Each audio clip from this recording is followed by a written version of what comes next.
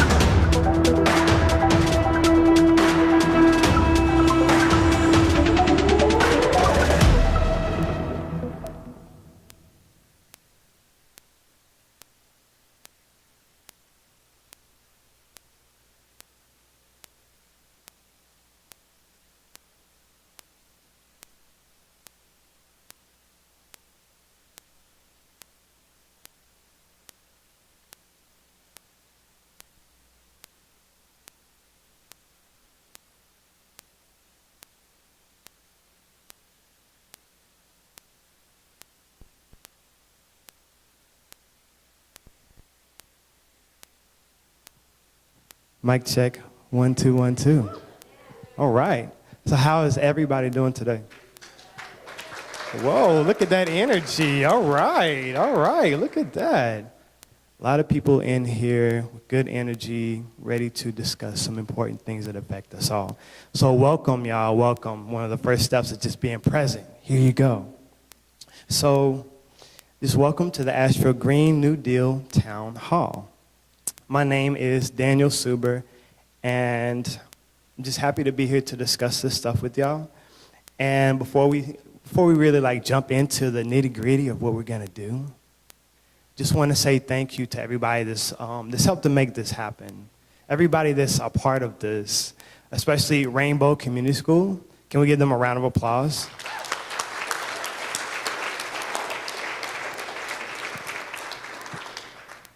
Yeah, they have some great stuff, and they have graciously hosted us in this space. Next, I want to offer a big thank you to all the volunteers that have helped to make this happen. Can we give them a really, really big round of applause?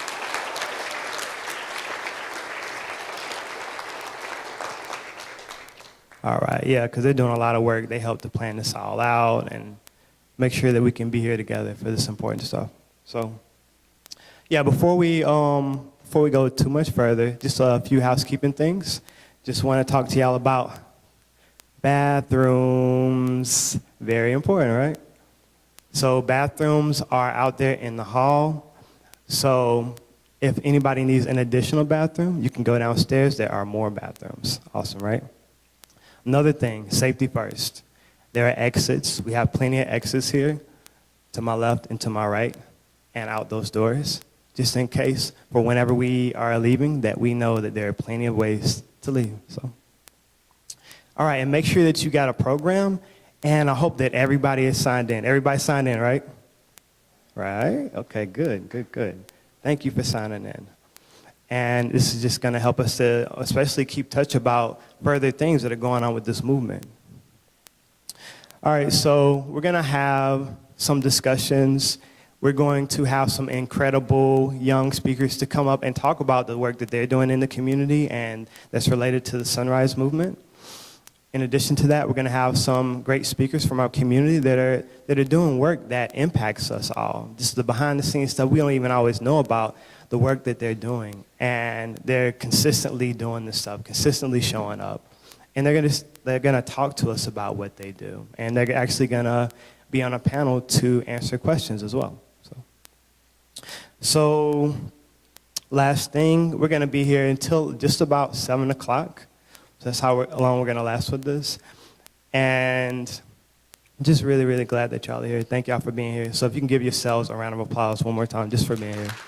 All right.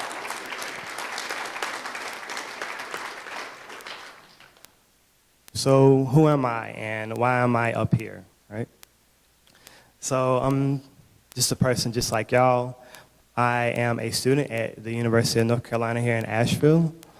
So I'm a senior sociology student, and this is like my last semester. So like, all right, okay. I'll accept that. Been working hard, like it's been a long time. And I'm like, I pushed out a final exam on Friday. Like I'm talking about like studying like late at night. Woke up at like 6 o'clock, studied some more because I knew what it was. And I think I did good on my exam. But like, that's just the life of a student, you know?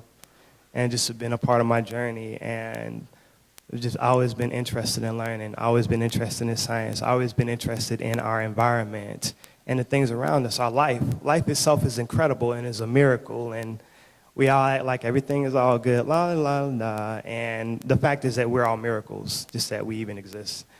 So our planet is a miracle that it even exists, and I think that we should be thankful for it. We should show it that we care about it.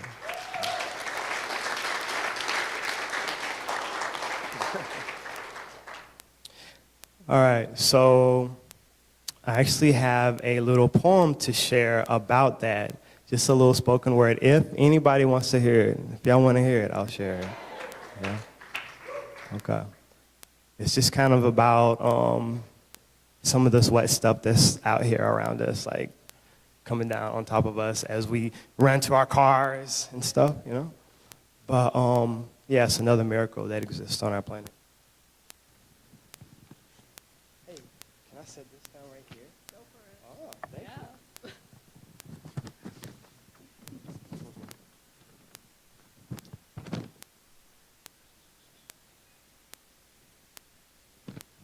All right, so it tastes like a raindrop on a warm Saturday in the springtime. Hearing the splash, the sound of those waves as they're moving through mine. With moist, flowing, beautiful air currents, and they're blowing across me. Those sweet, rainy days, they're ready to toss me. Ready to toss minds into their best dreams. I feel the divinity, and it's so amazing. It's surging into me. It feels like love, and so we accept it into us intimately. Feels like when you're a kid and it's too hot, and you're about to be too tired, so you gotta stop, because you've been playing too hard, and guess what? Auntie's got the ice cold water, freshly poured and it's clean. It's just for you as soon as you walk through the door. So you feel like a star. You don't even need the fame. It's flowing through our veins. It's moving me. And it's proving our existence. It's proving me. It's proving we. And we can't lose it because that's pain and that's misery. I see that is connected to everything. Everyone in these seats is connected so deeply into every life. I mean, we couldn't live without it, right? It's water, that liquid, so powerfully gentle, it's valuable treasure. So tell us, everyone, have you ever met a reflection of yourself? That's right. You always knew the ocean was beautiful. I mean, look at it. It's so cool to view. And there's a reason for that. It's meaningful. So it's my pleasure. Without further ado, let me introduce you to you. We're water.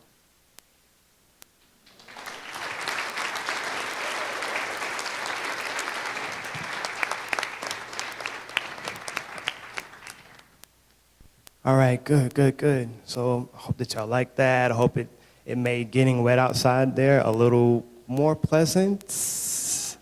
I only hope, right? So we're here for some important reasons, right? I mean, this is a big deal. This is a historic moment, this movement, the Green New Deal. So it was catapulted to the center of like American politics, like right around like November 2018. And something that's cool about it is that it's the only plan on the table right now that meets the climate crisis at the scale that science and justice demands.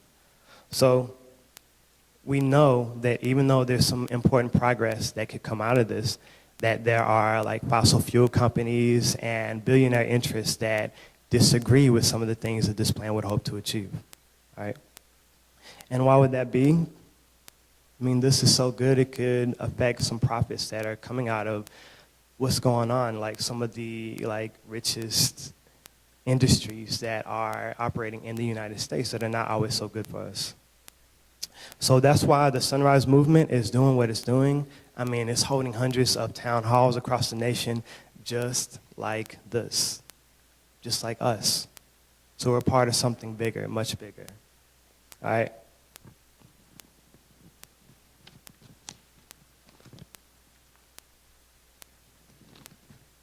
So, one of my favorite things about the Sunrise Movement is that it is youth-centered.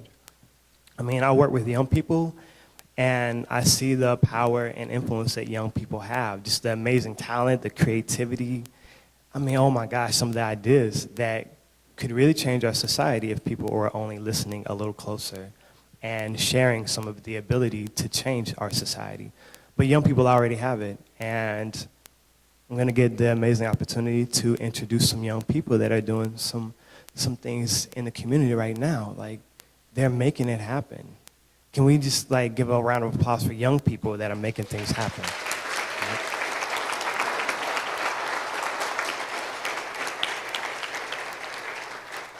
Cool.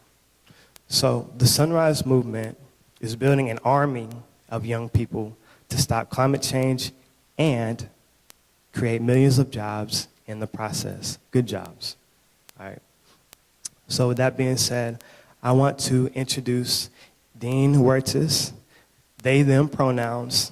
This is a SILSA student, a Sunrise Movement member, and an LGBTQ plus activist. Can we give Dean a round of applause?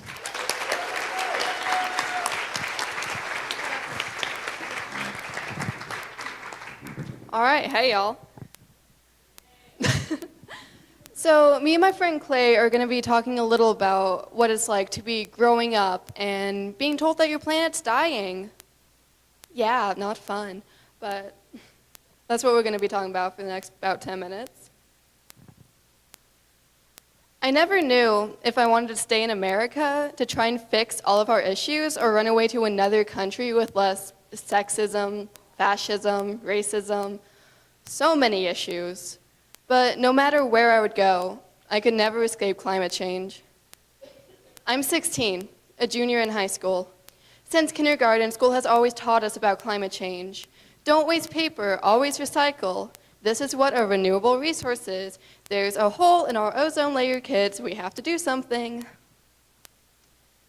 It was always save the polar bears, save the sea turtles, save the bees. We have to use animals as mascots just to get people to care. We have to save the entire planet and ourselves. We have never paid attention until now. When I was 14, I tried to find someone doing something about climate change. I was looking for someone who was going to stand up. But when you look for a leader and you don't see any, you have to become one yourself. When your world is dying around you and nothing is being done, you must act. I've held protests, walkouts, rallies. I've written speeches, called governors. I'm starting my own nonprofit. During the climate change rally, a woman came up to me. She asked me if it was ethical to have children in today's world. I was speechless, which is very impressive if you know me. I'm 16. I am still a child myself. We have 11 years left to do something about climate change until it's too late. We have 11 years. I'll be 27 by then. That is when most people start having kids. If I have kids, will they be out in the streets protesting? Would they be calling their governors begging for change? Will they still have to fight the way that I do? Will they only hear stories about sea turtles or polar bears or bumblebees, never to see them, because by then they've all gone extinct? Will they hear stories about how we were once able to go outside without breathing masks so we don't choke on pollution? What will they learn about in school? Will they learn that the earth once was green? That will they have a chance to see the world as beautiful as it is today? Will I be able to? At their protest, will they have someone come up to them and ask, is it ethical to have kids in a world like this? With the planet decaying, will they learn about how their grandparents and great-grandparents failed to preserve the earth and stole their future along with my own? Will they know how my generation was forced to grow up too fast, born into the midst of a global catastrophe, and how we are trying to save what we can? Will we prevent this from happening so that they don't have to? So that they don't have to grow up too fast and grieve for a dying planet? What will we stop this? It's not just me or you that's affected by climate change. It's the entire human race. It is the entire world. From now until however long we have left.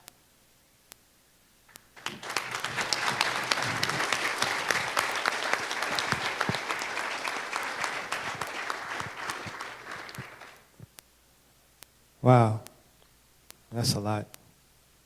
And that's beautiful, that's sad. I mean, what does someone even think about that? Just that a young person has to consider all those things, like all at the same time. Like, it's a lot. Thank you very much, Dean. All right, so next we want to introduce to the stage Clay Swan Davis, she, her pronouns, an Asheville high school student. Just, oh my gosh, just high schoolers just doing this amazing stuff, really. A member of Sunrise, and let me list a number of organizations that she's a part of, like Brother Wolf, the Young Democrats, Our Voice. I'm not even gonna go any further, but just doing some amazing things. Can we give Clay a round of applause?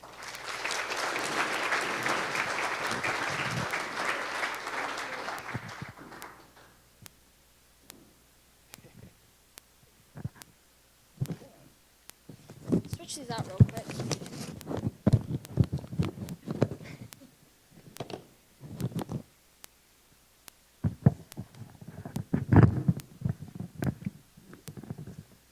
Good?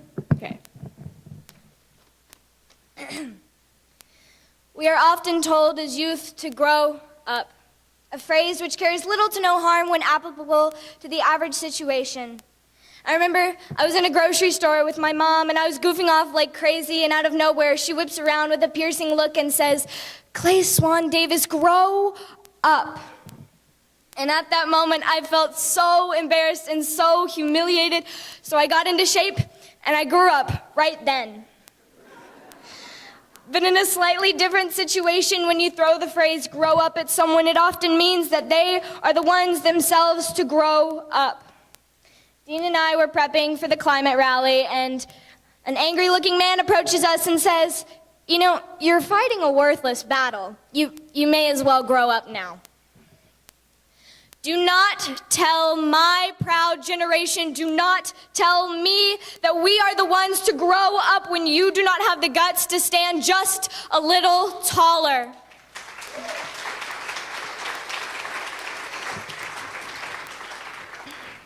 I am here and I am scared for our future, but I am taking action. So look at me, look at my generation, look us in the eyes and tell us that you can take action. I am here, I am belly up, and I am telling our world to change. I am not scary, I don't lie, and I'm not hiding things from you. I just want someone to hear us out and act on it. We just want to be heard by the world. And this shouldn't be such a complicated feat because, you know, the one thing we all have in common is Earth. She's our home. She has offered so many endless resources until a society so greedy ran her dry. So right now, I am telling you to grow up, to sprout and bloom and spread your ideas and grow with your neighbors, but I am also looking you dead in the eyes with the same piercing glare as my mother, and I'm telling you to do something, that it is humiliating to work so hard for ideas so common to barely see progress sometimes. Stop agreeing that climate change is bad. We know that.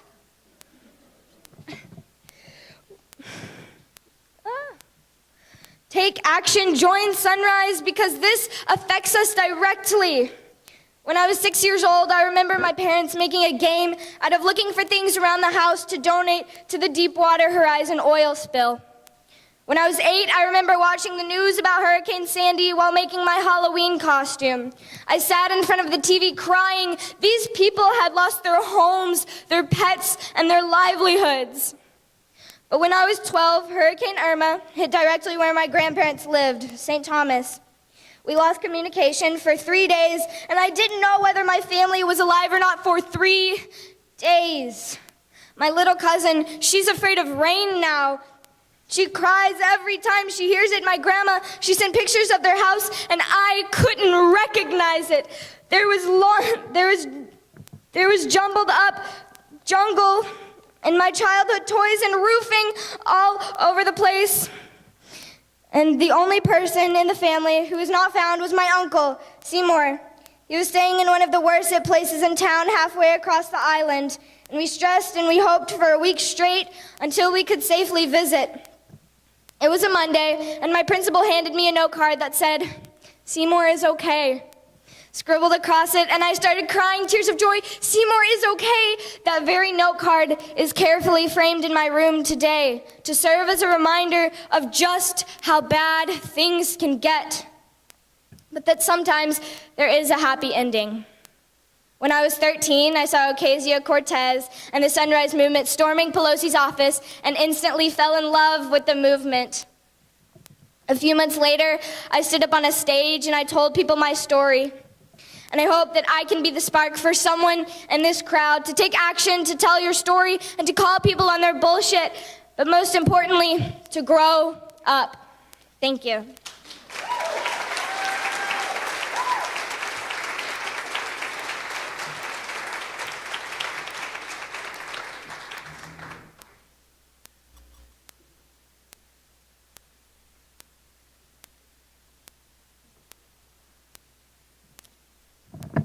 Yeah, I'm really touched by this stuff. I mean, I don't know about y'all, but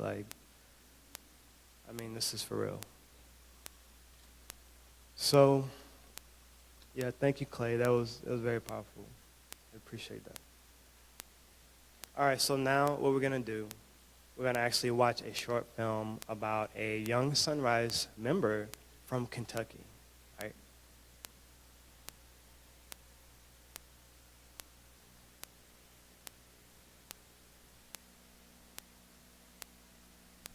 My name is Lily, and I'm 15. This is how climate change and pollution has affected my life. Growing up in eastern Kentucky is all about contrast.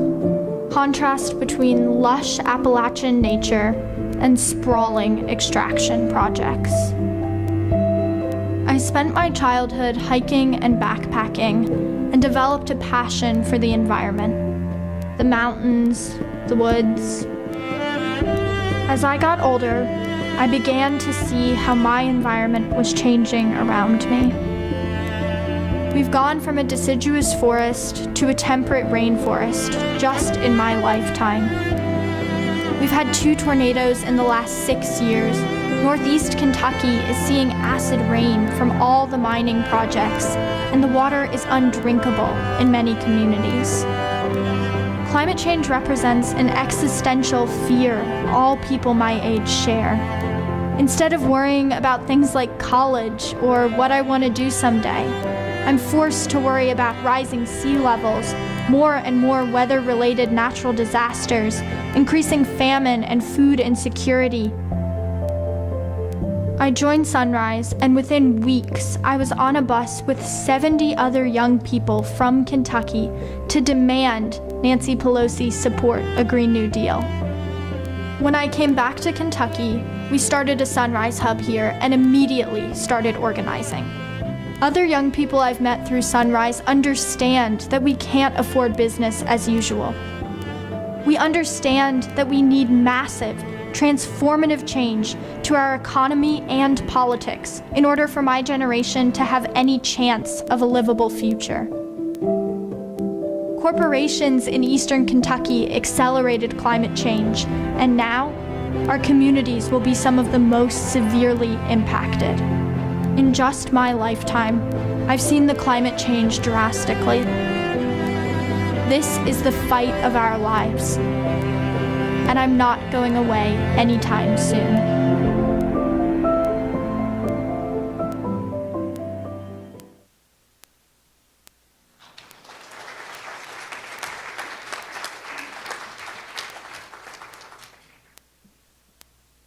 All right. So what did y'all think about that video? Yeah? Okay. All right. Yeah, it's a lot going on. This is a big, I would say, battle that we all can fight on the same side of, really. Like, we can all fight for this together. This affects everybody.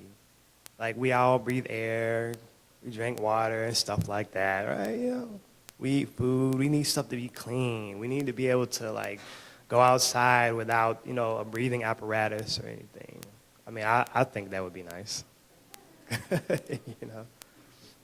So yeah, we all have something to fight for here. We're all connected to this, and there are people that are hurt by this stuff: climate change and pollution and environmental disasters.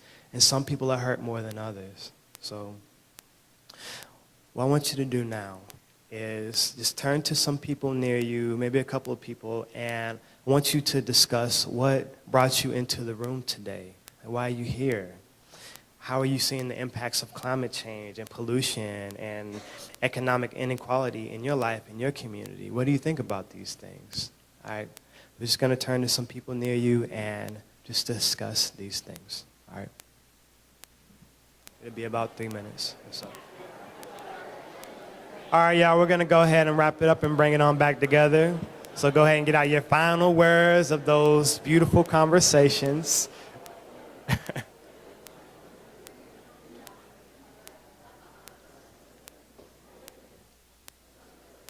All right. So what was that like? How'd y'all enjoy your conversations? It was good? All right, good. We want this. We want this energy and people to be able to talk about these things that, maybe these things are building up inside of us all the time. So it's good to let them out and, get another perspective and stuff. So, all right, so we're going to bring up another powerful young person into the room and onto the stage and talk about the things that they do and just give their perspective. So what we want to do is welcome Annalise. So Annalise Russell is a student at Asheville High School. Another high school student. Oh my gosh. Another one. And something that is really cool about Annalise is that she is her pronouns, is an intern with Dogwood Alliance. All right? Yeah, absolutely. So we want to go ahead and give a big, beautiful round of applause for Annalise Russell.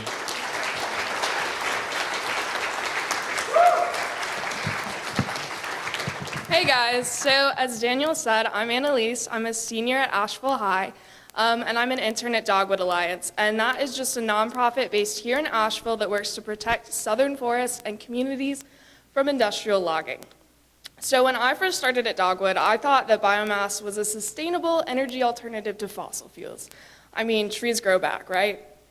Well, I quickly learned that biomass is actually, and the logging of southern forests for biomass production is actually just as destructive as coal mining or natural gas extraction. The Southeast, specifically the Appalachian region, has had a long history of natural resource destruction and exploitation, and the biomass industry is quickly emerging as the newest threat to our livelihoods. One company, Enviva, is a huge American producer of wood pellets, which are compact, energy-dense wood fuels supposedly made from tree pieces left over from logging operations, but I think we all know the truth. They're clear-cutting. So Enviva sells these pellets to meet the energy needs of people in Europe. And let's think about that. Europe. Like, that doesn't make any sense. They're destroying our forests and our communities for the benefit of people all the way across the Atlantic. And actually, they aren't even benefiting those people. Enviva and other biomass production companies are only concerned with profit and have no regards for the ecosystems and communities that they destroy along the way. Facilities that burn biomass for energy produce toxic smoke that has been linked to respiratory illness, heart disease, and cancer. In addition, deforestation and the burning of biomass both increase the volume of greenhouse gases, accelerating the devastating effects of climate change. So not only is the biomass industry gravely endangering specific communities via the point source pollution coming from its facilities, it is also slowly endangering us all by pumping more and more greenhouse gases into the atmosphere. It's simple. Destroying and burning trees is bad for our forests, it's bad for our climate, and it is bad for our communities. And speaking of communities, has anyone ever noticed that it is often the low-income and non-white communities who are hit hardest by environmental degradation? Yeah? When the biomass industry goes into these regions, they promise jobs and economic revitalization, but often the jobs don't stay, and this leaves communities with degraded infrastructure and limited resources. Enviva already has 12 facilities in the Southeast and proposed another facility, their largest yet, in Mississippi. Since the South is the world's primary source of lumber, paper, and wood pellets, any biomass expansion will devastate our already threatened forests. With flash floods, landslides, and heavy rain becoming increasingly common in the Mississippi-Alabama region, removing more forests will be catastrophic for frontline communities. This is why we must act now to protect and restore our forests by holding the profit-driven biomass industry accountable and supporting clean, truly renewable energy systems that create climate, economic, and environmental justice. Thank you.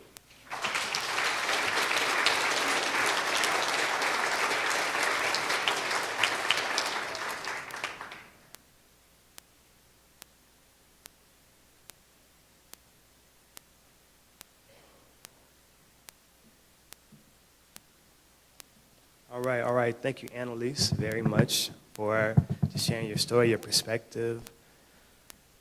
I mean, this is some serious stuff, y'all. Look, these are high schoolers, like, schooling us on what's going on here.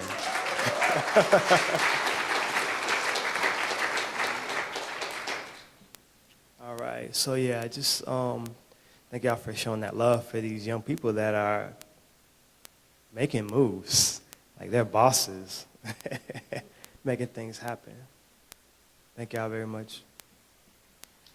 Yeah, please, please. Knock down the house with applause. Like, I wasn't even thinking about that stuff when I was like in high school, but I'm just saying. Yeah, so right now, just kind of want to like, just get like a little like feedback from y'all on like what you really think about this movement, like the Green New Deal and this climate change stuff. Like, really I want to know what you're excited about with this.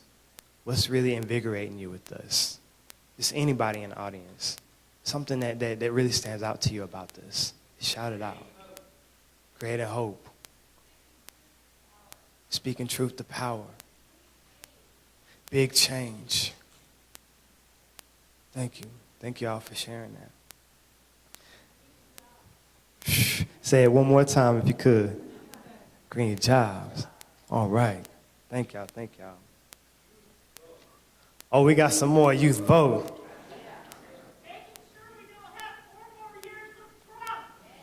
All right. All right.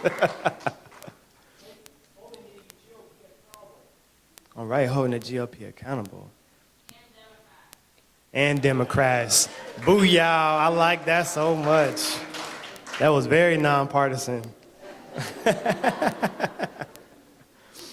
All right, so yeah, thank you all for that. Right now, I want to introduce someone that has been doing a lot of community organizing and activism around this stuff, and is one of the main hub organizers for the Sunrise Movement. So I want to bring up to the stage right now Ashley McDermott.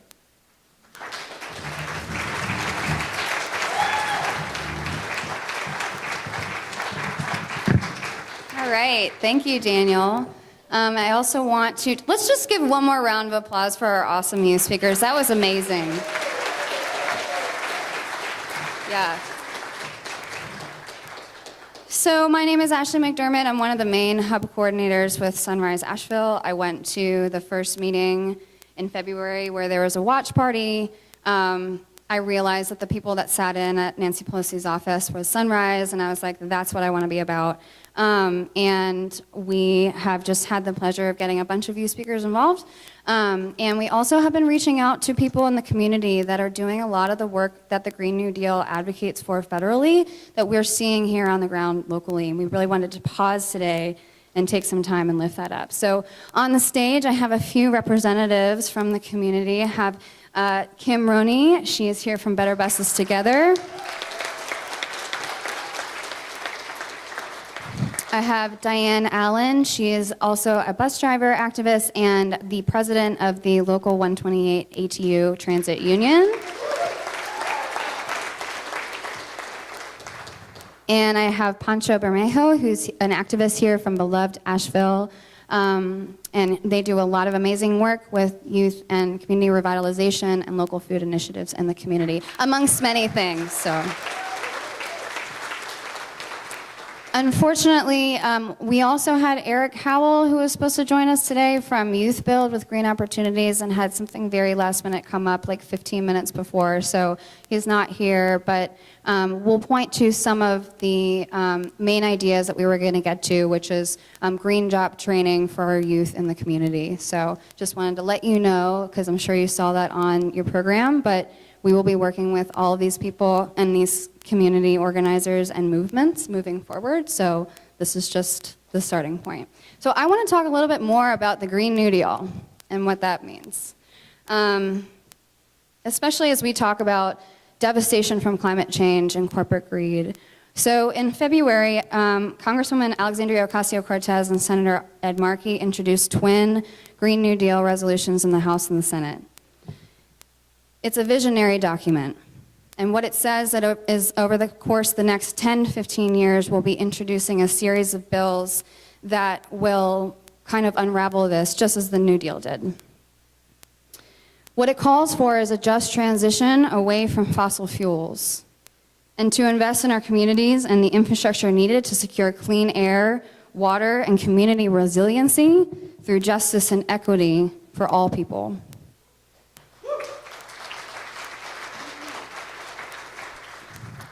And currently, just as some of us have already been pointing out today, is the only plan on the table that meets the urgency of the crisis that we're facing right now. So it's a vision. And what I want to talk about today, because there's a lot that we could talk about for a very long time with the Green New Deal, is some of the two main components of the Green New Deal. One is good jobs for all, that anybody who wants a good paying job can get one through this shift. And the second is a democratic economy where the community has control of these things and we're shifting away from that corporate dependence.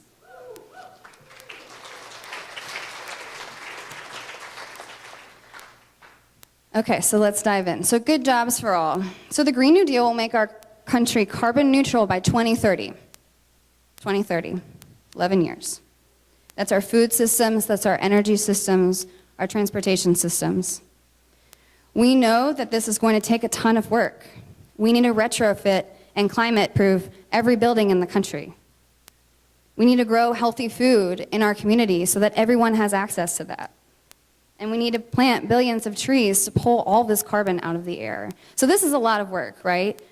So the idea of the Green New Deal is that through all of this work, We can guarantee every American a well-paying job that needs one to be a part of this transition. Most work will still be in the private sector, but what the federal jobs guarantee does is set the standard for everybody to meet it.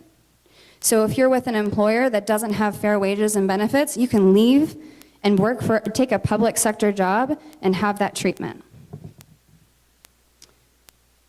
A jobs guarantee was a core demand of the civil rights movement in the 60s. And by guaranteeing a good paying job to every American that wants one, we will provide jobs to communities that have been systematically excluded from these opportunities in the past, people of color and women. And we want to make sure that the jobs are union jobs, so that workers have the ability to negotiate and advocate for their fair treatment. It's good stuff.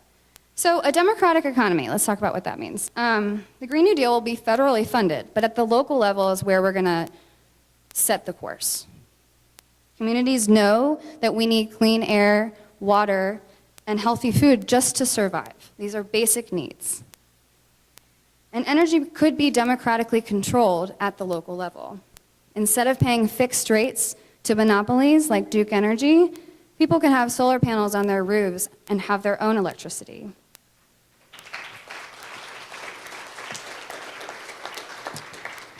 So how many of you heard the term energy democracy? Raise your hand if you've heard that term. Okay, cool, so fairly new. This was new for me too. It's when communities own and control their electricity. That could mean a fully public system at the municipal level. Or it can mean a local co-op that buys or even produces its own power. Go to the next slide. So this is what we're getting at. Green New Deal must be developed through transparent and inclusive consultation, collaboration, and partnership with frontline and vulnerable communities, labor unions, worker co-ops, civil society groups, academia, and businesses. It's truly an intersectional movement where we're bringing everybody to the table. And as we shift away from fossil fuels, this is our opportunity to ensure that the system gives us democratic control in our local communities, so that we have control over our food and our energy and our transportation, our public transportation. If we simply switch to renewable energy and allow billionaires and corporations to call the shots, then we've missed the point and we fail. So this isn't just about putting solar panels on everything and calling it a day. This is about making sure that we're guaranteeing a good paying job for everybody in the process, and that local communities are going to set the standard. We're not going to be controlled by Duke Energy and all the others.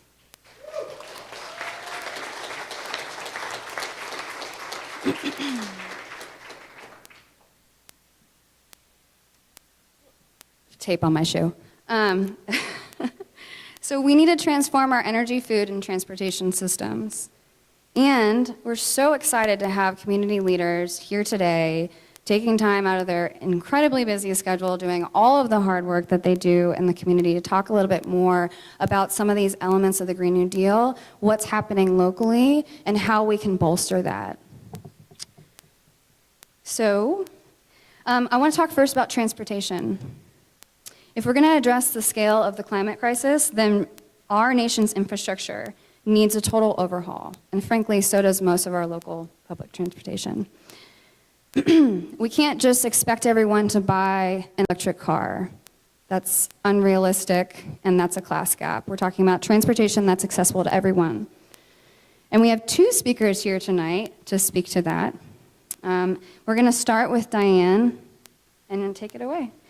Again, Diane is the president of the local ATU 128 Transit Union, advocate at Better Buses Together, bus driver, activist, doing amazing work. So thank you, Diane. Let's give her a hand. Wow, what a good turnout. Again, my name is Diane Allen, and for the abbreviated ATU, ATU stands for Amalgamated Transit Union, and we're local charter 128.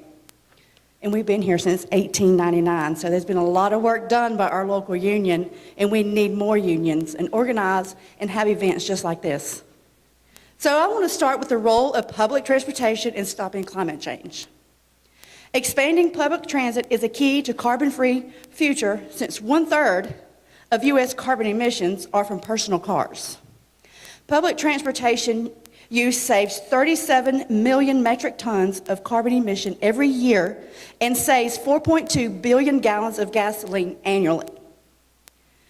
Public transit produces significantly less greenhouse gas emissions per passenger mile than single occupancy vehicles. Heavy rail, 76% less. Light rail, 62% less. And bus, 33% less. Every $1 invested in public transportation generates $4 in economic returns. Every $1 billion invested in public transportation supports and creates more than 50,000 jobs. Pardon me. Public transit saves 4.2 billion gallons of gas currently. It would save billions more if transit were expanded. Investments in transits create more jobs than investments in any other green sector. If public transit systems doubled in size, greenhouse gas emissions per person would decrease by 60%. Investing in transit is an economic justice, climate justice, and smart growth. So I say this, out of your car and into transit. The best way to increase ridership, something we must do, lower our emissions, is to provide frequent, reliable, affordable, and accessible service. This means investing in transit and expanding routes. Agencies must treat their employees with dignity and respect so they can pass on the good feelings to their riders. Buses must be electrified, upgraded, and properly maintained and cleaned to give pleasant and clean ride. Now, the Green New Deal and transit justice. ATU locals are in a unique position to advance the Green New Deal. Locals can negotiate for climate justice by campaigning against route cancellations and making allies out of their riders in the process. ATU locals have helped push public transit expansion in the past. Recently, this isn't just locally, but I want to go into Georgia, Local 732, successfully campaigning against route cancellations for transit expansion in 2018 in Clayton County. Currently, wealthier people, almost always white, in most cities live close to public transit, while poorer people, usually black, brown, and Latino, live farther away. ATU Local 1235 partnered with a transit riders union in Nashville to demand their agency Red Rail route map to make them more equitable. So I say, and there's other, and we'll save that for the panel discussion. So get out of your car, support transit, and let's protect our earth. Thank you.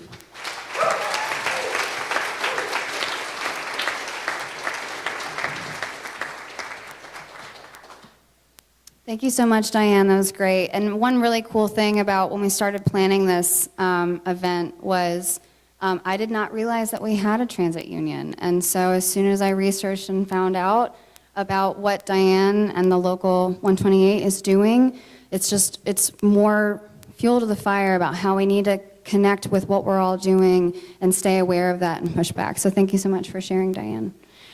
Next, I want to bring up Kim Roney. She is an activist, piano teacher, server, friend, and neighbor who lives in West Asheville and wears many hats.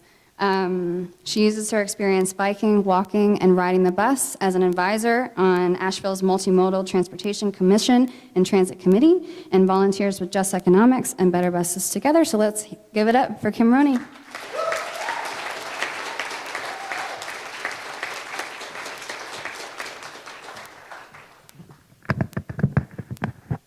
I want to say thank you to all of you for being here today. I'm always really encouraged when I see my neighbors coming together to work on things, because we have a lot of resources in this community. I know we can do really beautiful, powerful, amazing, courageous work. I'd like to start with telling you why I got involved in transit advocacy and what led me to Better Buses Together. I moved to Asheville in 2006, and I worked in the service industry. I started teaching piano, and in 2009, Nathaniel and I donated our car and said, let's commit to reducing our dependency on fossil fuel. And it was a choice, and it's a situation that I recognized my neighbors at the time and even today don't have that choice. They have to rely on transit. But I didn't know that until I rode the bus.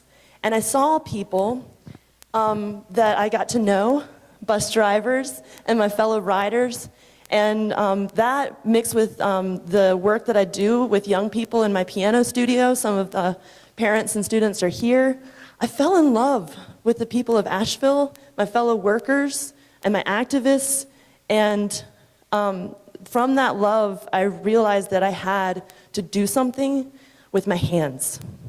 And through that, I recognized that transit meant access to jobs, and housing, and childcare, and education, and groceries, and community, and it was necessity.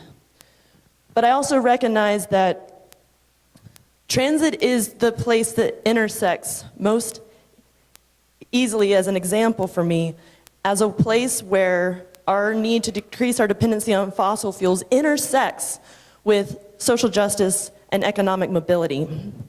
And so the things that we have to do today are doable. It feels like decisions are being made, and it's really far away, and it's really big, but there are things we can do today. It's gonna take an attitude adjustment, because it took an attitude adjustment for me, and it's taken a lifestyle change for me, and I still have a tremendous amount of work to do, and it requires work every single day. So I'm gonna ask y'all in this room to, if you're not already riding the bus, to ride the bus. Once in May. Can you raise your hand if you're gonna ride the bus in May? Awesome, thank you. Because I know that if we can unite together, two things are gonna happen. One, we're gonna have to use our hands to buy a bus ticket. And I'll encourage you that becomes really like a daily habit, that it's a little bit of work, but it's doable. But you'll find out really fast why I'm advocating for fare-free transit, because I wanna get people on the bus. And then we're gonna need people to write letters to City Council, because the routes that they are trying to decide if they can find the money for or not, but maybe they can't find the money for, is the southbound routes, which means turning the routes that go to AB Tech from once an hour to once every half hour. And that means going to the Eddington Center once every half hour instead of once every hour. And that means the historically underfunded Black community in the South Side that has been told constantly to wait, has been undermined, has been dealing with redlining and gentrification, community hit the hardest in our neighborhood, is gonna get service on the bus every half hour instead of every hour.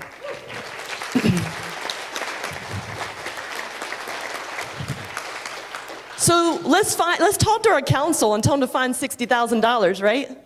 I know that we spend millions of dollars in Asheville, North Carolina, maintaining a system that is rooted in oppression, and we can find $60,000. And while we're at it, we need to encourage them to find and fully fund the rest of the transit master plan, which includes running every single bus till 10 o'clock at night.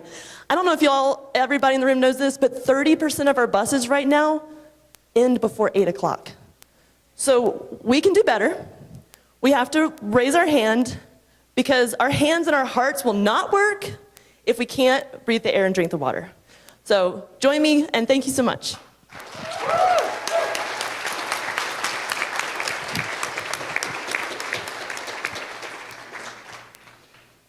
Wow, thank you, Kim. And I think between Kim and Diane and some amazing points that are being brought up about our transportation system, it's clear that we need to have these voices at the table when the city and the county and the state and the federal government are deciding how they're going to execute this plan, because otherwise we don't know if it's working or not. And it's also clear that we need both sustainability and good paying jobs, so we need to take care of our bus drivers and the people that are working these jobs. So we're going to shift a little bit and talk about food. and community revitalization. I want to bring up Pancho to speak to that. I can't really think of a better person too in our community. Our food systems are currently based on large-scale factory farms and monoculture, and we're reliant on fossil fuels through that process. So thinking about how we can get local, nourishing, perishable food to all communities, and not necessarily having to go to Whole Foods or the store to get that, where a lot of people might not have that access to begin with. And also, how we can just create community around that local food movement. So I want to bring up Pancho to speak more to that. So let's give it up for Pancho.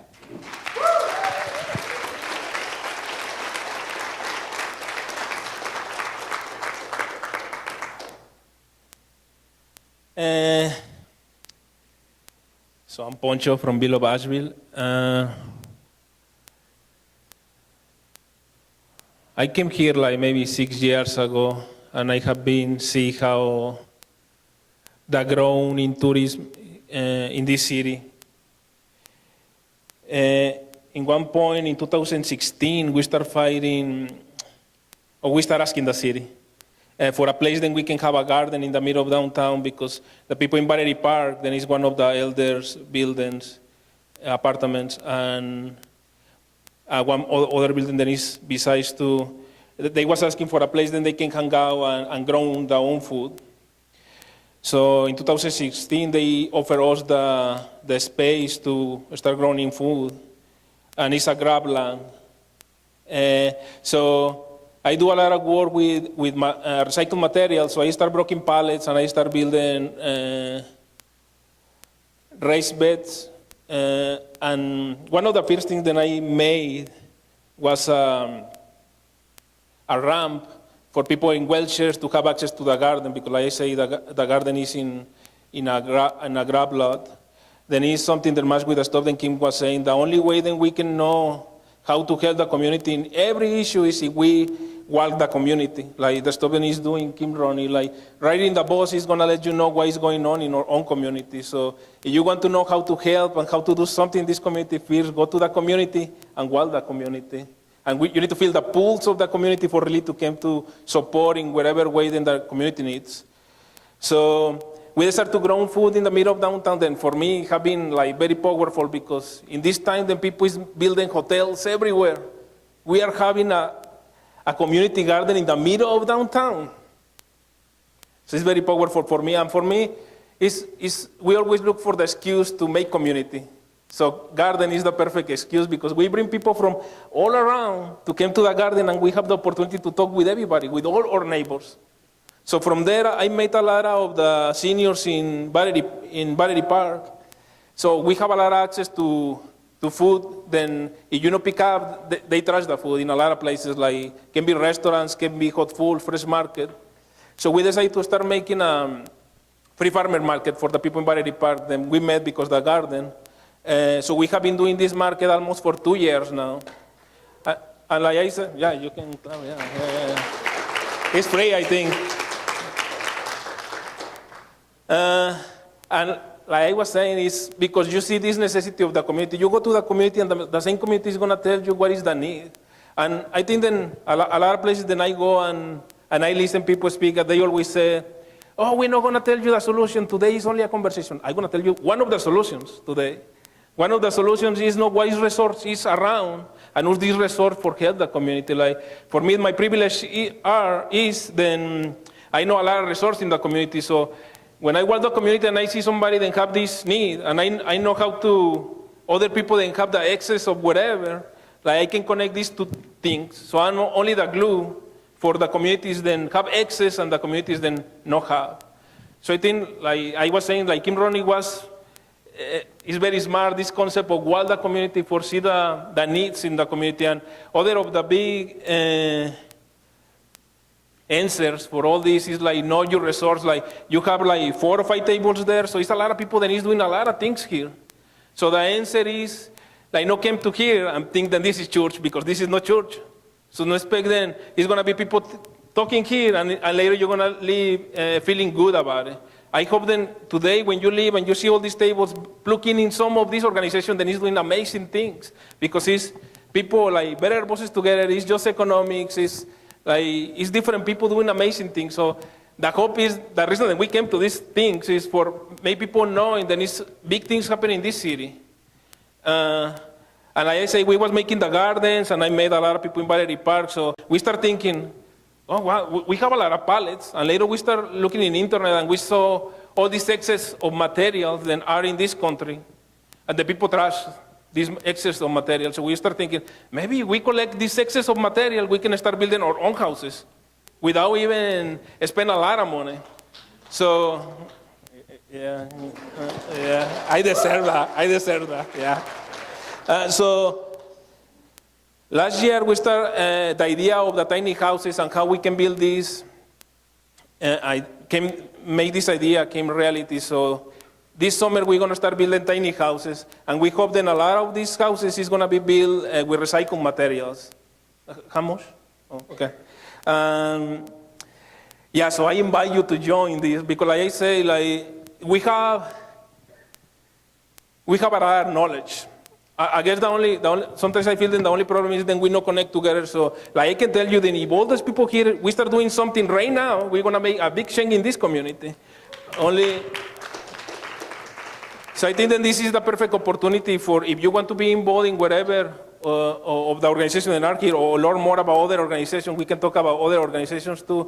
This is the best time for no live only feeling good and start thinking in how to do better and do something for this community, because we need everybody in this room to make a change, because the city is doing crazy things now. And all the things that they are doing is not in favor of local people. They are more in favor of people that don't live here. So we hope that today you can plug in and be involved in one of these things, amazing things that is going on for make strong this community. I'm very proud of all you, because like you give me a lot of hope. I want to follow your leadership. I want to offer you all the resources that we have for you to grow in your commitment to save the world. So thank you so much.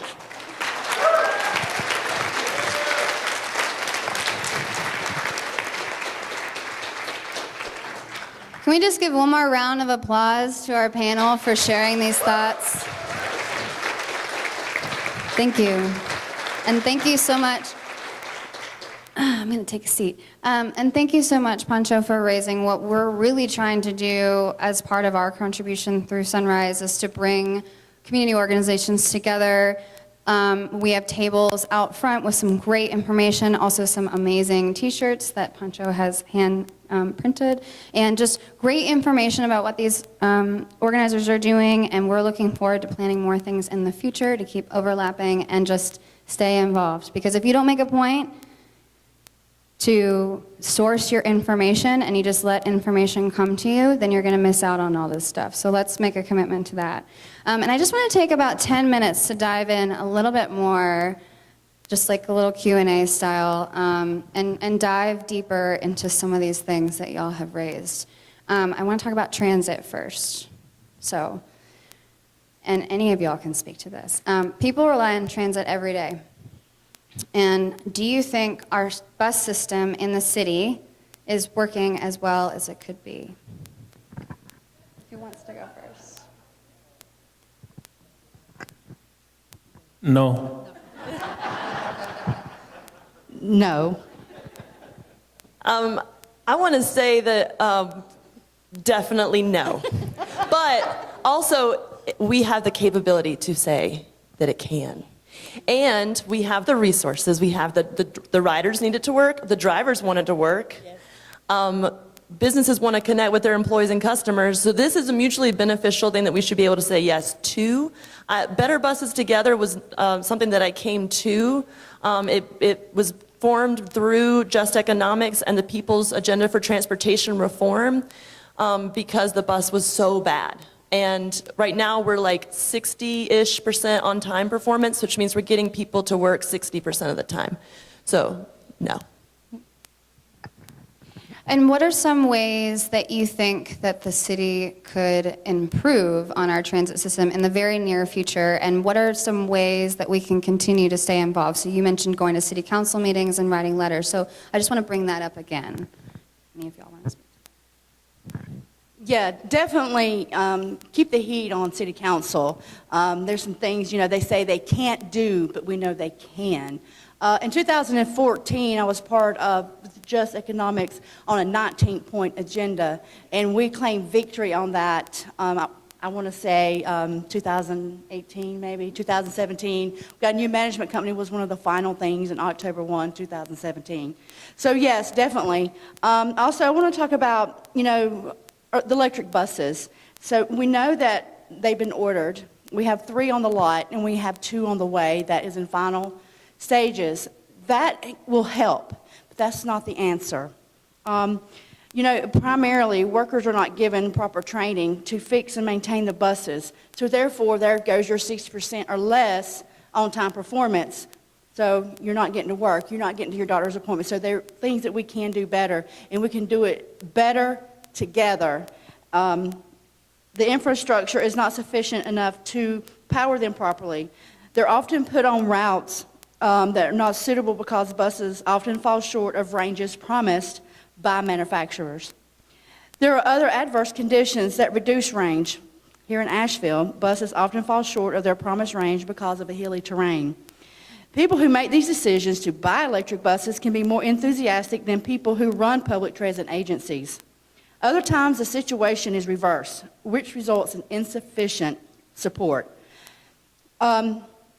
Battery-operated bus in our future is to push for change, cleaner air, and will just be for everybody. So I definitely, let's push for change and let's push for better. Stay on your city council and also your county commissioner. There's a lot of people don't realize there is a paratransit public transportation through the county, and it's not part of the city, and we need to bring those together so we can have a bigger transit that can serve both the county and the city. I think you're right on about that too, because our county commissioners often forget that the city is in the county. Our District 1 commissioners need to hear that. The chair of the commission needs to hear that. We need Asheville Regional Transit, especially as gentrification pushes people farther and out. It's impacting the cost of housing. It's impacting the cost of access to groceries and what we need to survive every day. I also want us to remind us all, because I need reminding, that our liberation is tied together. So it is really, really important that people that look like me, white people, join the cause of oppressed people so that we can actually do this together. I heard recently, I was watching, Green New Deal videos this afternoon, and the argument that they're saying, well, can we do the climate justice part but not do the jobs part? No. Absolutely not. That's leaving people behind. And we've been doing that in this country for hundreds of years, and we refuse to do it anymore. So let's just keep it moving.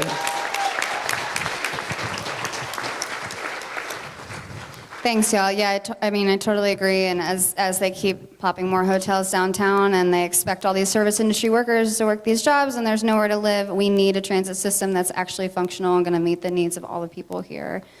And those Green New Deal videos are pretty good.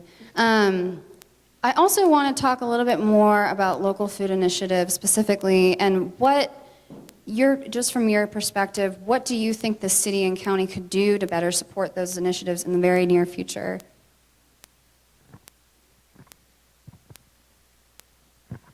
I think then, I don't know. I don't know. I have a hard time thinking in the people.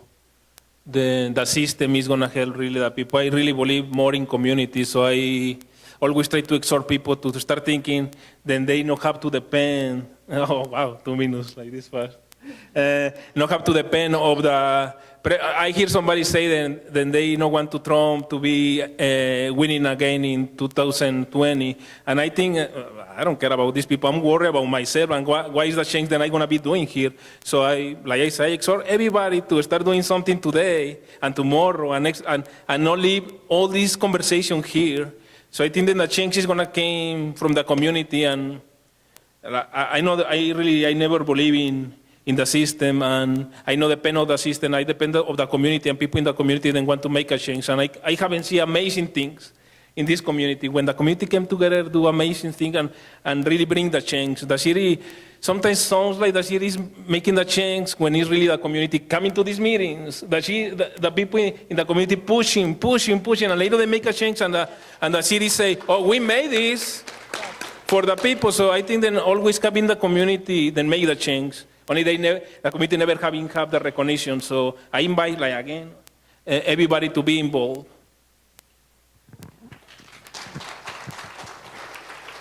I just gotta say I met Daniel Suber in a community garden at Hillcrest so many years ago. And through Gardens United, people need to be able to grow food close to where they live. We have 9 food deserts and we're spending millions of dollars maintaining them. We need cooperative models for people to have food access run by and for the people in their neighborhood.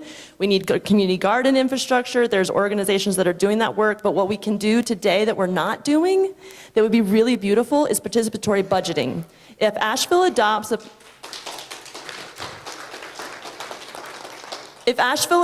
participatory budgeting model like Greensboro and Durham do, you can start voting and making decisions on how our government spends money starting at age 14. And I believe that the students of Asheville and Buncombe County can rock a vote with their community.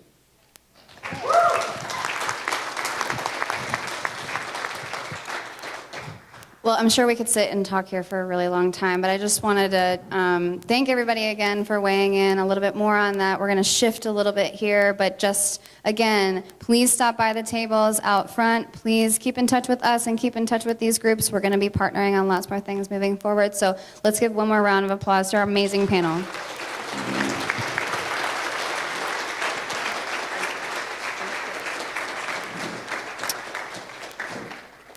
And I'm going to invite Daniel back up here to take the mic, and we're going to shift to watch a really awesome video.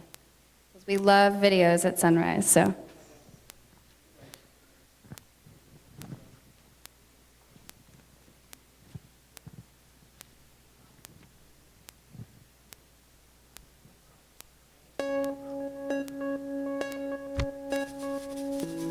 The bullet train from New York to DC. It always brings me back to when I first started making this commute. In 2019, I was a freshman in the most diverse Congress in history. Up to that point, it was a critical time. I'll never forget the children in our community. They were so inspired to see this new class of politicians who reflected them, navigating the halls of power. It's often said, you can't be what you can't see. And for the first time, they saw themselves. I think there was something similar with the Green New Deal. We knew that we needed to save the planet and that we had all the technology to do it, but people were scared. They said it was too big, too fast, not practical. I think that's because they just couldn't picture it yet. Anyways, I'm getting ahead of myself. Let's start with how we got here. 1977, New York. A senior scientist named James Black made a presentation about how burning fossil fuels could eventually lead to global temperatures rising 4 or 5 degrees Fahrenheit. Within 2 years, one of the world's biggest supertankers was outfitted with a state-of-the-art lab to measure CO2 in the ocean, gathering more data about global warming. Guess who was doing all of this research? ExxonMobil, the oil and gas company. Oh yeah, Exxon knew this whole time, as did our politicians. 10 years later, James Hansen, NASA's top climate scientist, told Congress he was 99% certain that global warming was happening and caused by humans. That was 1988, the year before I was even born. So did Exxon listen to the science, including their own? Did they change business models, invest in renewables? No, the opposite. They knew and they doubled down. They and others spent millions setting up a network of lobby groups and think tanks to create doubt and denial about climate change. It was an effort designed to attack and dispute the very kind of science they themselves had been doing. And it worked. Politicians went to bat for fossil fuels, and these massive corporations kept digging and mining, drilling and fracking like there was no tomorrow. America became the biggest producer and consumer of oil in the world. Fossil fuel companies made hundreds of billions, while the public paid the lion's share to clean up their disasters. We lost a generation of time we'll never get back. Entire species will never get back. Natural wonders gone forever. And in 2017, Hurricane Maria destroyed the place where my family was from, Puerto Rico. It was like a climate bomb.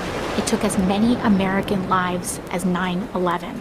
And in the next year, when I was elected to Congress, the world's leading climate scientists declared another emergency. They told us that we had 12 years left to cut our emissions in half, or hundreds of millions of people would be more likely to face food and water shortages, poverty, and death. 12 years to change everything. How we got around, how we fed ourselves, how we made our stuff, how we lived and worked, everything. The only way to do it was to transform our economy, which we already knew was broken, since the vast majority of wealth was going to just a small handful of people, and most folks were falling further and further behind. It was a true turning point. Lots of people gave up. They said we were doomed. But some of us remembered that as a nation, we'd been in peril before. The Great Depression, World War II. We knew from our history how to pull together to overcome impossible odds. And at the very least, we owed it to our children to try. The wave began when Democrats took back the House in 2018, and then the Senate and the White House in 2020, and launched the decade of the Green New Deal, a flurry of legislation that kicked off our social and ecological transformation to save the planet. It was the kind of swing-for-the-fence ambition we needed. Finally, we were entertaining solutions on the scale of the crises we faced without leaving anyone behind. That included Medicare for All, the most popular social program in American history. We also introduced the federal jobs guarantee, a public option including dignified living wages for work. Funnily enough, the biggest problem in those early years was a labor shortage. We were building a national smart grid, retrofitting every building in America, putting trains like this one all across the country. We needed more workers. That group of kids from my neighborhood were right in the middle of it all, especially this one girl, Ileana. Her first job out of college was with AmeriCorps Climate, restoring wetlands and bayous in coastal Louisiana. Most of her friends were in her union, including some oil workers in transition. They took apart old pipelines and got to work planting mangroves with the same salary and benefits.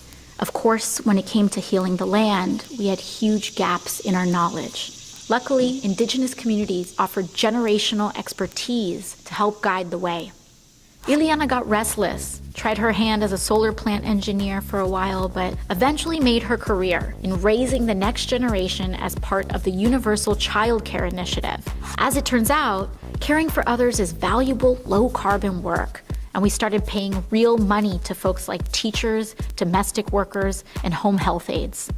Those were years of massive change, and not all of it was good. When Hurricane Sheldon hit southern Florida, parts of Miami went underwater for the last time. But as we battled the floods, fires, and droughts, we knew how lucky we were to have started acting when we did. And we didn't just change the infrastructure, we changed how we did things. We became a society that was not only modern and wealthy, but dignified and humane too. By committing to universal rights like healthcare and meaningful work for all, we stopped being so scared of the future. We stopped being scared of each other, and we found our shared purpose. Ileana heard the call too, and in 2028, she ran for office in the first cycle of publicly funded election campaigns. And now she occupies the seat that I once held. I couldn't be more proud of her, a true child of the Green New Deal. When I think back to my first term in Congress, riding that old school Amtrak in 2019, all of this was still ahead of us.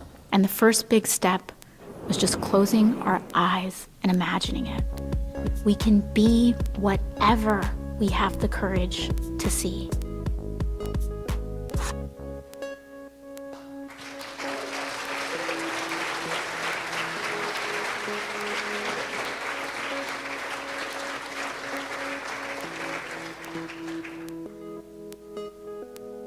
Yeah, so, what'd y'all think of that? Yeah. Who's narrating that video? All right. And for anyone that doesn't know what AOC is, booyah. An amazing congressperson that is busting down doors and setting precedents for us all, showing us that dreams come true, that action brings results, and that anything is possible if we, especially if we work together, especially if we listen to each other, we listen to communities, we get engaged. When we look at our panelists, the ways that they have gotten engaged in the community, that they noticed that the community needed, they talked to communities, they really got involved. And I'm consistently impressed by all of you. Ashley, you as well. Can we give our panelists and Ashley McDermott a round of applause?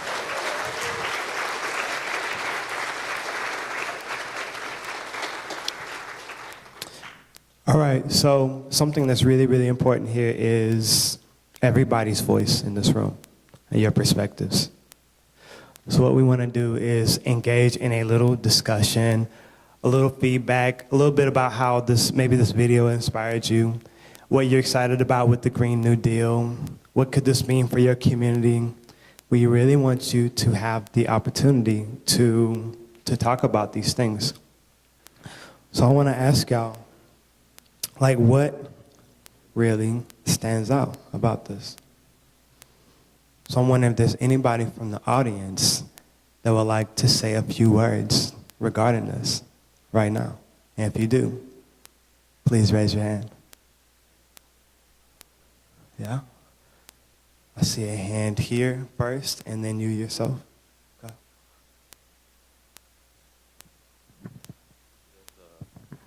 Should I say my name? Hello, my name is Deanville. One thing I'm excited about with the Green New Deal, I guess, is the justice that it's going to bring, not only economic justice, but social justice, as one of the goals are, and justice in wages and jobs and fair living for everybody. Fair housing, essentially, will be brought through the justice of the Green New Deal, because it's a economic powerhouse to revolutionize how we will deal and trade in a new economy, because of how we will democratize everything. Yeah.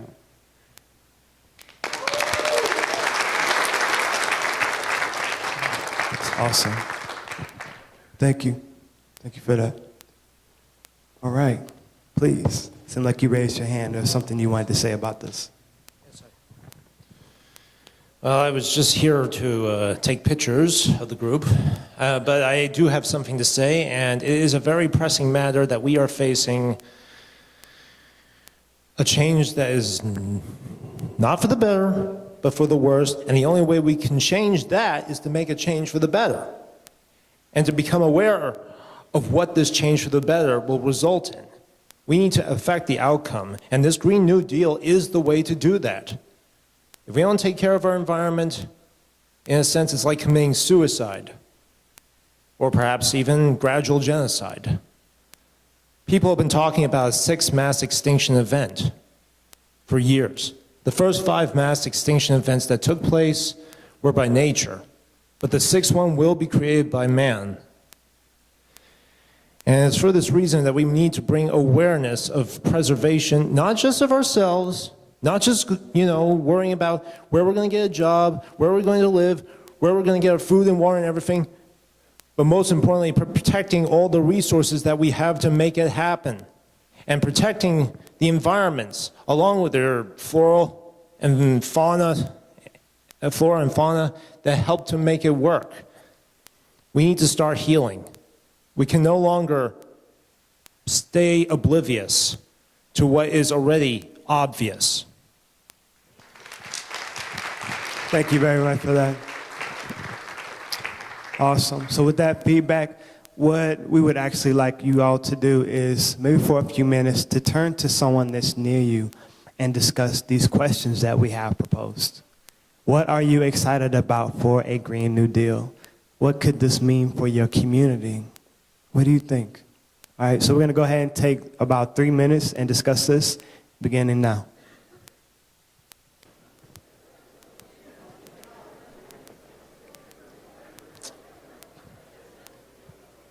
I hope that your conversations have been fantastic. Are you selling t-shirts over here? Oh, do we have some t-shirts right here available? Oh my gosh, well, look at this right here. Okay, well, that's really nice. Those are some nice t-shirts. I wish I had one. All right, so yeah. So how were those conversations? Did y'all talk about anything interesting? Good stuff? Yeah. Good. Well, maybe if y'all are around after, maybe y'all would want to even talk to some of the Sunrise Movement organizers about things that you talked about, things that you're interested in, ways that you want to get involved, and there's some ways that you can provide support for what's going on, right? So we're going to have our final speaker to come up.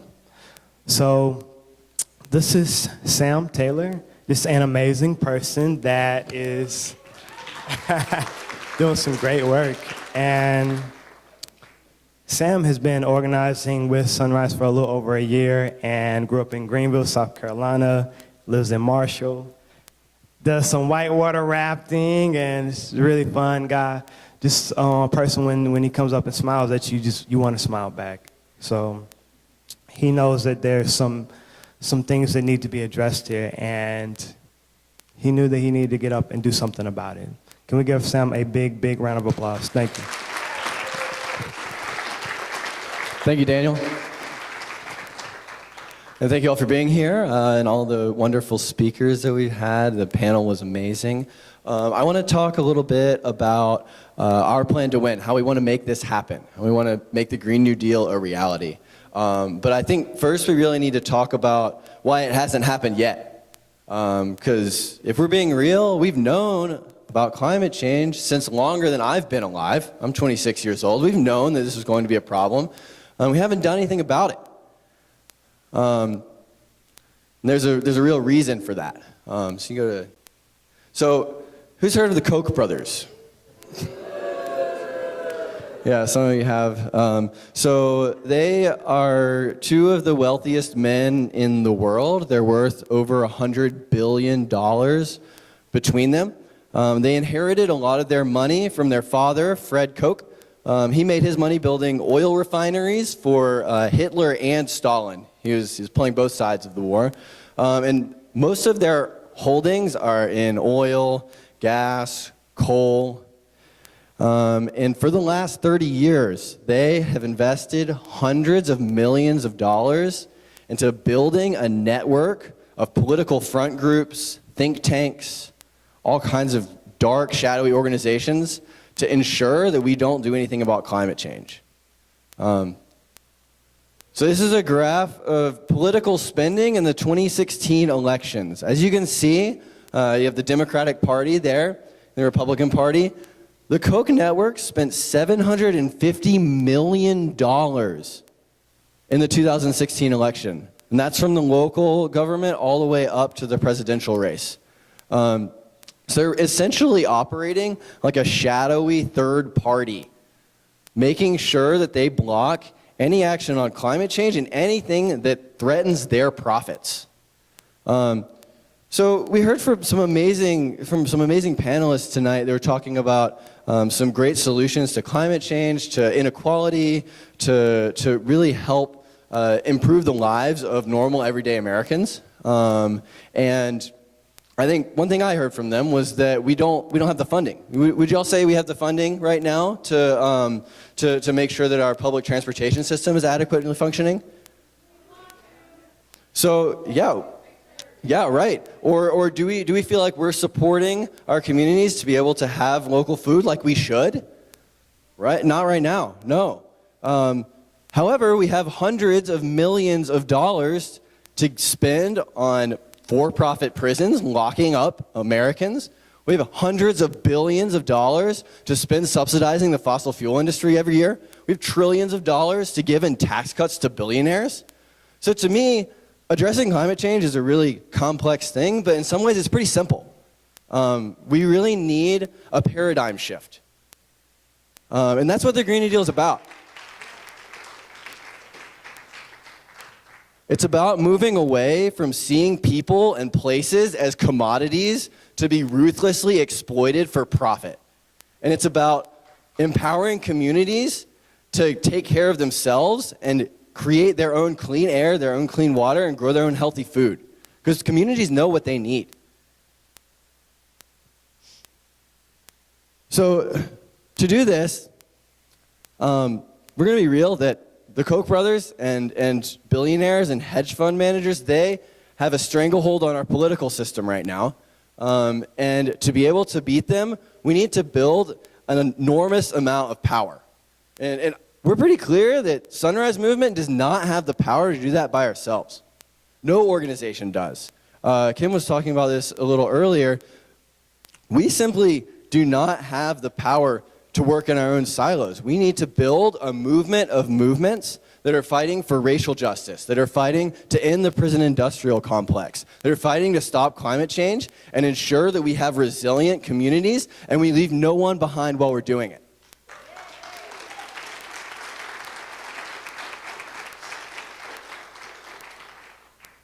So I want to talk a little bit about our plan to win.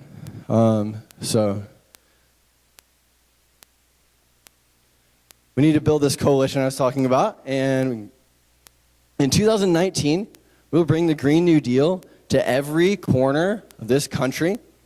We will ensure that no political candidate can win if they are not talking about the most bold and ambitious policy to address climate change and corporate and income inequality in this country. We'll show up at every presidential debate and make sure that everybody is talking about the Green New Deal and about how they're going to give our generation a shot at a livable future.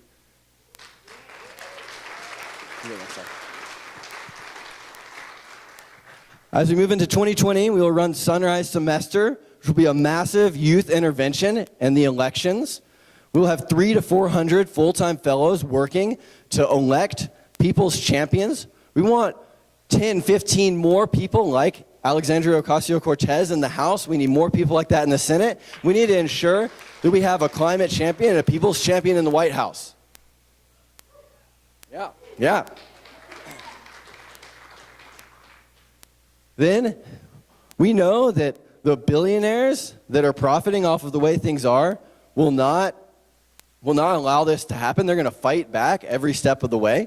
And so we'll take all the power we've just built and as champions who we have elected introduce legislation, we will make sure that we have hundreds of young people ready to pressure lawmakers who are dragging their feet.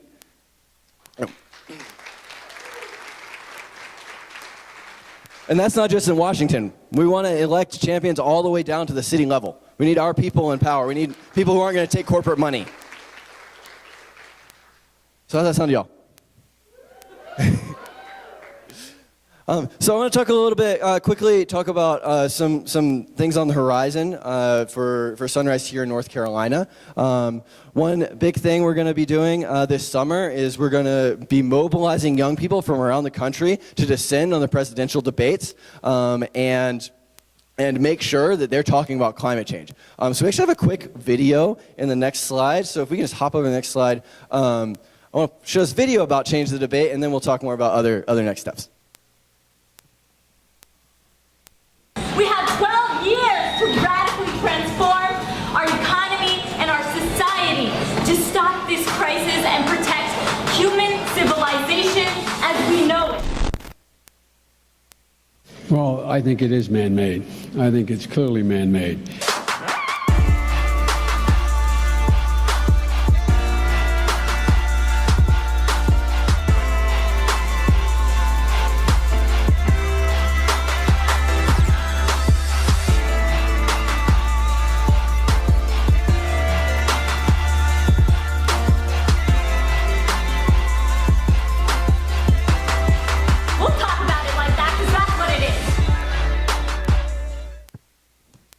Heck yeah. Should we go back one side? Can we go back one side? Can we go back one side, actually? And one more. There we go. Okay, cool. So next thing on the list, we will be opening up movement houses all around the country where young people live together in communal housing and are able to dedicate their full time to going all in to electing people's champions. We'll have movement houses in North Carolina here starting in the fall. Woo. We'll also be holding leadership trainings to help people get the skills needed to help build an army and build a movement that can make this happen. So stay tuned. We'll be announcing dates around trainings. And we're actually also going to have Annalise Russell up. She's going to give a quick next step from Dogwood Alliance.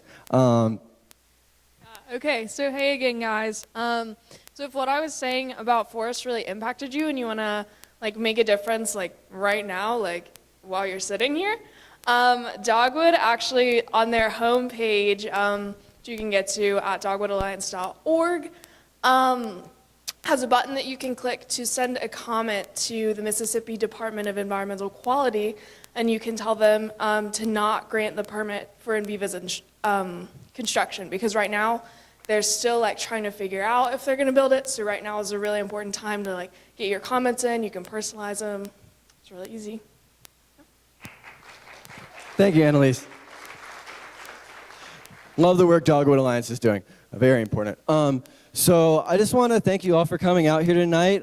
This is really important stuff, and it's really important to begin these conversations. This stuff is really hard, and we need to have complicated discussions about it. And we have one quick announcement for Ashley. And I want to bring up, is Lucia Paulson still here from the North Carolina Climate Strike? Cool. Yeah, Lucia's here. She's the president of the North Carolina Climate Strike. Sunrise was an official endorser of the Climate Strike here, which is how we met some of our amazing speakers. So I want to make a quick announcement. I have a quick announcement about it. I'm a 13-year-old climate activist and the co-president of North Carolina Climate Strike.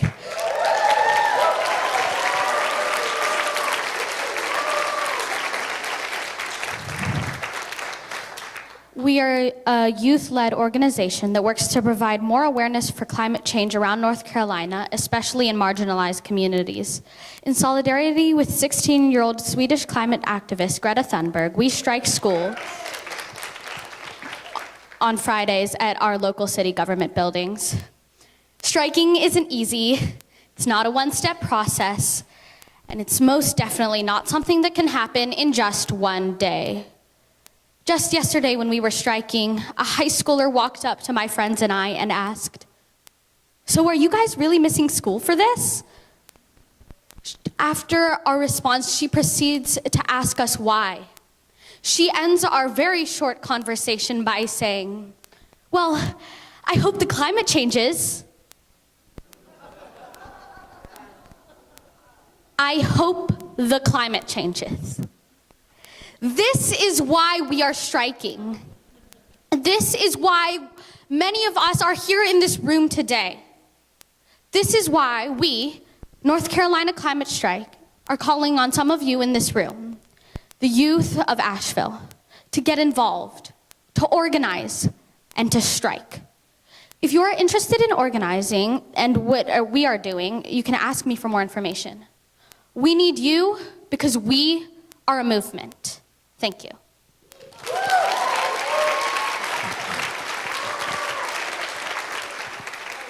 I'll just close it out. I'll just close it out. All right, y'all, thank you so much for coming once again, and you can follow us on social media, and we'll keep you up to date on what's going on. You know what? Before you go, Sam, actually I do have a special request. I know that you have a story about how you met Alexandria Ocasio-Cortez, and I think people may want to hear something about that. Would you be willing to share? Sure, yeah, yes, I can talk about it. So I was a part of Sunrise Semester 2018. We had 85 full-time fellows working on the midterm elections. A week after the elections, we all came to Washington, D.C. to demand that our leaders, some of whom we had just helped elect, show that they actually had a plan to address the climate crisis. Because The Democrats had announced that they were not going to prioritize climate change at all, even after they had just taken back the House. So we brought together almost 200 young people. We had to sit in the Speaker of the House, Nancy Pelosi's office, wanting to hear her plan to give our generation a shot at a livable future. And recently elected Congresswoman Alexandria Ocasio-Cortez decided to come as well as a young person, and she spoke to us as we were sitting in, and I almost fainted. It was very exciting. But it also was incredible to see the solidarity from an elected official, and that's what courage looks like. That's what political courage looks like from our elected officials. And we need to see a lot more of that, and we need to elect more people like her. 50 of us said that we weren't going to leave that office until we spoke with Nancy Pelosi and were arrested and removed. And when we got out of jail 6 hours later, the news was, the Green New Deal was all over the news, and it was, that's what got a lot of this all kicked off and running. So it's been a whirlwind ever since.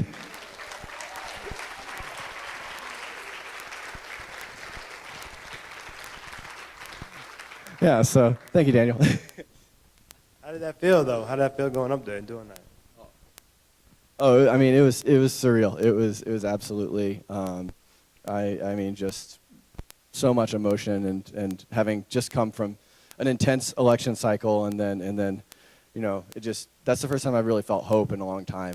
So it's been really overwhelming to really feel hope. So, yeah.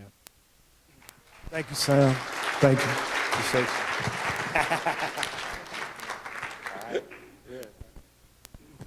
All right, so I hope that everybody has had some fun and met somebody new maybe, or heard some perspectives that you can appreciate. All right, hope that y'all had just a really, really good time here. Looks like we have... Oh, yes, I think that is a wonderful deal. Please go to the website and click the donate button. I think that's wonderful. And there's also these wonderful t-shirts over here. I wonder how much they are. $20. $20. All right. And stickers. So, yes, I encourage you all to do that, to go to the website and donate or get a t-shirt or whatever it is that you feel in your heart that you want to do to engage communities in your area, engage your neighborhood, support an organization that's doing something special that calls out to you, maybe something that you notice that should be addressed. There's probably a reason that it calls out to you, right? So together we can make changes. Together we are a movement. Together we care. Together we can make this happen. So, yeah, thank you all once again. Yeah, please clap for yourselves. For yourselves.